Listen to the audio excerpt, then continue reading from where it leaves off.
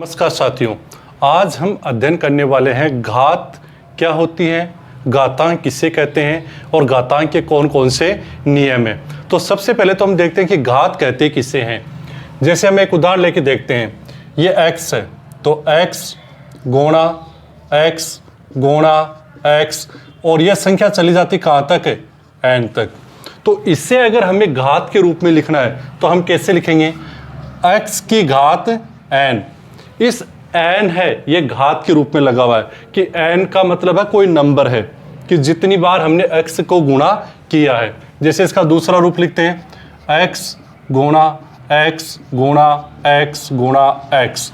तो इसका उत्तर क्या हो जाएगा, यहाँ पर x चलता जा रहा, कहाँ तक जा रहा पता नहीं, n तक, कितना भी हो सकता है। तो x की घात लगा दी कितनी, n। यहाँ देखो 1 2 3 और 4 यानी कि x की घात 4। अब ये हो गया घातांक के रूप में। तो घात का मतलब जो अपन आधार के ऊपर लगा रहे वो क्या है, घात है, और उसे अंक के रूप में बोल दिया तो वो क्या हो जाएगा, घातांक। तो घातांक से संबंधित प्रश्न जो हैं वो हमारे एग्जाम में आते हैं और उनको हम कैसे हल करते हैं। घातांक को समझने से पहले हम 2-3 छोटी छोटी चीज़ें समझते हैं।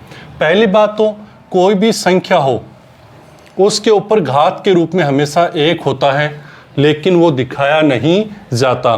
कोई भी संख्या उसके ऊपर घात के रूप में 1 होता है। इसके अलावा किसी भी संख्या में बट्टे में 1 होता है, लेकिन वो दिखाई देता नहीं है। जैसे यहाँ 2 में 1 का भाग लगाएंगे तो कितना आएगा, 2। तो हम इसे 2 ही रख देते हैं, इसीलिए तो ये परमेय संख्या है। अब हम इसे क्या देखते हैं, एक और चीज़ हम देख लेते हैं।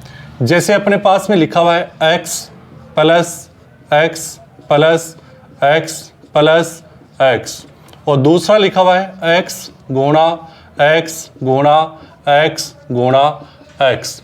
जब आप देखोगे तो ये लिखा हुआ है प्लस के अंदर कितनी बार, 1 2 3 4।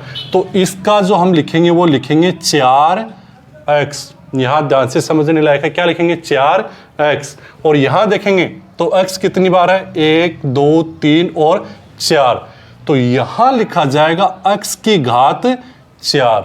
दोनों में अंतर क्या है, यहाँ पर x जुड़ रहा है और यहाँ पर x क्या हो रहा है, गुणा हो रहा है। इसलिए किस रूप में आया है, घात के रूप में आया है।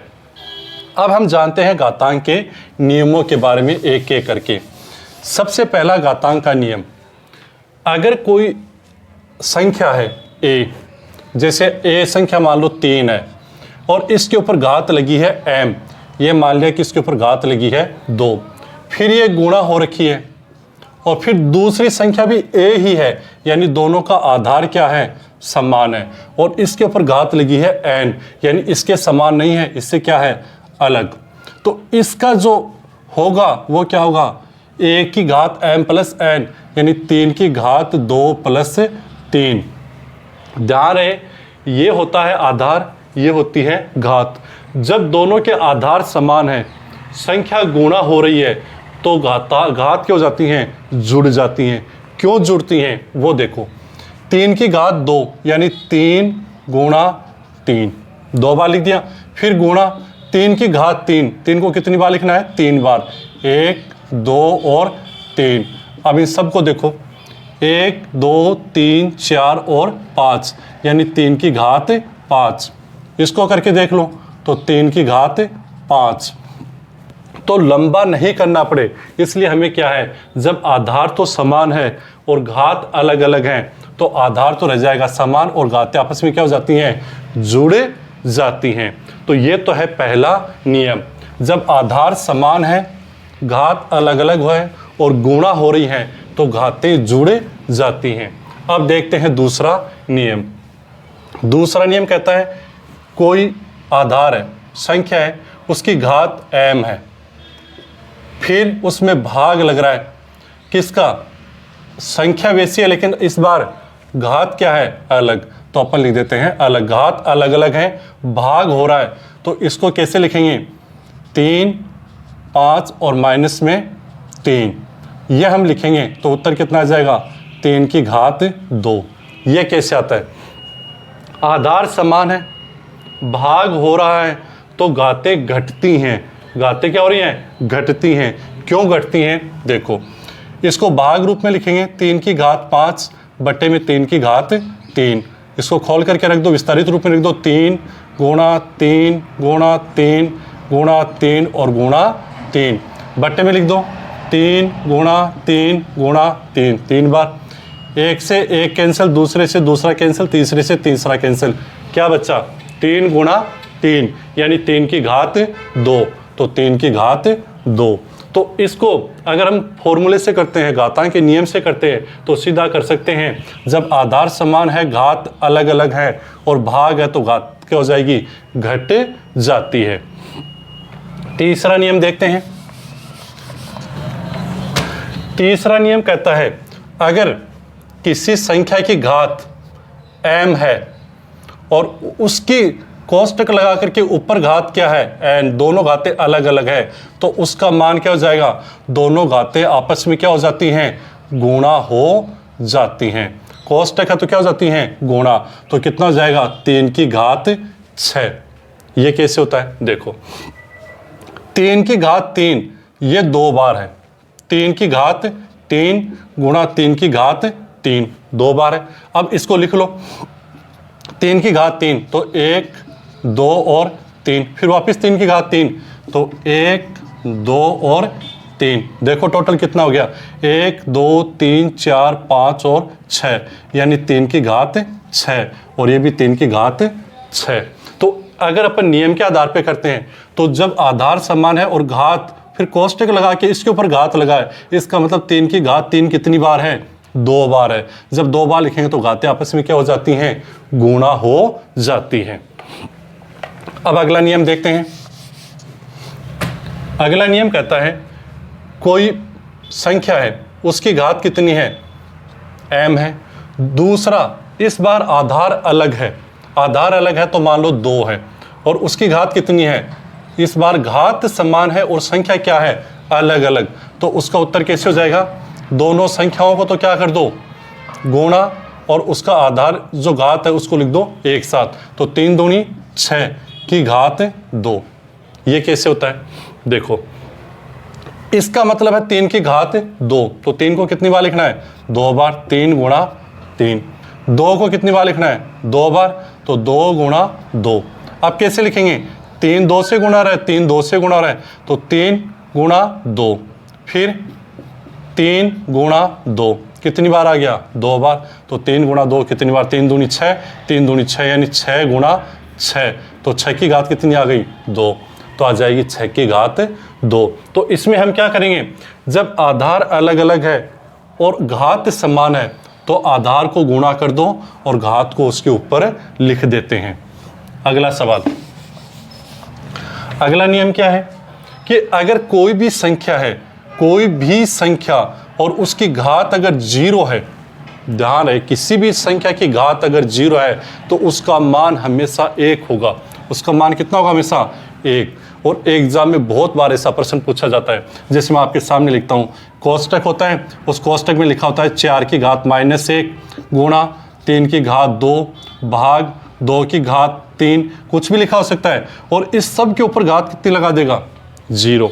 तो हमें पता है कि इसको हल करने की ज़रूरत नहीं है। पहले अपन कोष्टक को हल करते हैं और कोष्टक को हल करने के बाद में जो भी यहाँ पर आएगा उसकी घात कितनी होगी? 0। तो उत्तर तो कितना आना है? 1 ही आना है। तो ध्यान रहे कोई भी संख्या हो जिसकी घात 0 है उसका मान हमेशा कितना होगा? 1 ही होगा। इसके आगे अगला घातांक का नियम समझते हैं कि इस बार संख्या क्या है? अलग अलग, और घात क्या है? समान, और क्या हो रहा है? भाग। तो संख्या अलग अलग, ये मान लो कि 3 है और बट्टे में कितना है? 2, और इन दोनों की घात कितनी है? 2 है। तो हम क्या करेंगे? इसको 3/2 लिख देंगे और उसके ऊपर कितनी लगा देंगे? घात 2 लगा देंगे। यानी कि इसको अभी खुले रूप में है, अभी किस रूप में रख दिया अपन ने? इसको बंद रूप में रख देते हैं। अगला सवाल है, अगला नियम है अपना कि कोई घात अगर माइनस में है तो उसको प्लस में कैसे लिखें? जैसे ये मानो कि 3 है और इसकी घात -2 है, तो अगर उसको प्लस में लिखना है तो उसका प्रतिलोम लिख दो, यानी कि उसको बट्टे में लिख दो। अब इसको प्लस में करना है तो 3 की घात -2 है, तो इसको क्या लिख दो, 1/3 की घात 2। दूसरा आप समझे कि अगर कोई ऐसा लिखा हुआ है 4/4 और घात इसकी कितनी है -2, इस घात को अगर प्लस में करना है तो ऊपर ले जाओ, तो ये क्या हो जाएगी 4 की घात 2। ध्यान है, अगर घात की बात करें, संख्या की बात नहीं करें, अगर घात माइनस में है, अगर ऊपर माइनस में है नीचे ले आओगे तो प्लस में हो जाएगी, अगर नीचे माइनस में है तो ऊपर ले जाओ किस में हो जाएगी, प्लस में। यानी घात को अगर प्लस और माइनस में बदलना है तो ऊपर वाले को नीचे ले आओ, नीचे वाले को कहाँ ले जाओ, ऊपर, तो उसका घात का चिन्ह चेंज हो जाता है। इसके बाद में देखते हैं,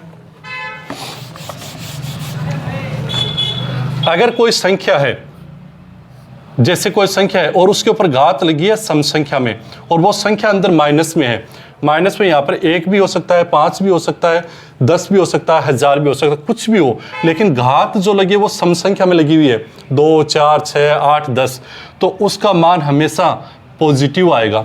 क्यों? जैसे ये मानो कि यहाँ पर -5 की घात कितनी लगी हुई है, 2 लगी हुई है, यानी कि -5 को गुणा किससे करना है, -5 से, तो माइनस माइनस गुणा होकर क्या हो जाएगा, प्लस, यानी कि इसका उत्तर आएगा 25। तो घात ये किस में हो गया, आंसर प्लस में हो गया। तो ध्यान है, जब घात सम संख्या में होती है और अंदर निशान किसका है, माइनस का, तो संख्या हमेशा किस में आएगी, प्लस में। इसी प्रकार अगर घात अपनी विषम संख्या के रूप में लिखी हुई है, विषम संख्या के रूप में लिखी हुई है, तो इसका उत्तर आएगा हमेशा माइनस में। जैसे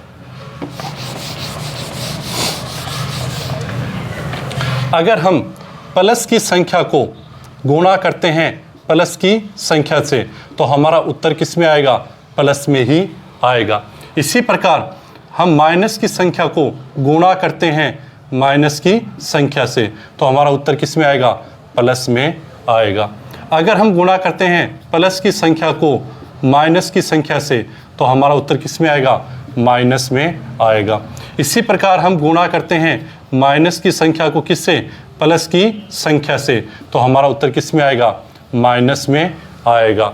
और याद रखने का सबसे आसान तरीका है, अगर दोनों चिन्ह समान है गुणा होने वाले, दोनों प्लस हैं तो भी प्लस में आएगा, और दोनों माइनस हैं तो भी प्लस में आएगा। और अगर चिन्ह दोनों अलग अलग हैं जो गुणा हो रहे हैं, जैसे एक प्लस का है एक माइनस का है, तो हमेशा उत्तर किस में आएगा, माइनस में ही आएगा। जैसे -5 को -5 से अपन ने क्या कर दिया, गुणा, तो हमारा आ जाएगा प्लस का 25। अगर -5 को हम गुणा कर रहे हैं 5 से, प्लस की संख्या से, दोनों चिन्ह अलग अलग हैं, तो हमारा उत्तर किस में आएगा, माइनस में आता है। तो इस तरह जब सम संख्या है तो वो गुणा आपस में होते हैं, तो माइनस माइनस गुणा होकर क्या हो जाता है, प्लस। इसी प्रकार विषम संख्या है तो माइनस माइनस गुणा होते हैं, फिर माइनस वाला प्लस से गुणा हो जाता है, तो फिर उससे क्या हो जाता है, चिन्ह वापस से माइनस का हो जाता है। घातांक के नियम आपको समझ में आए होंगे। धन्यवाद।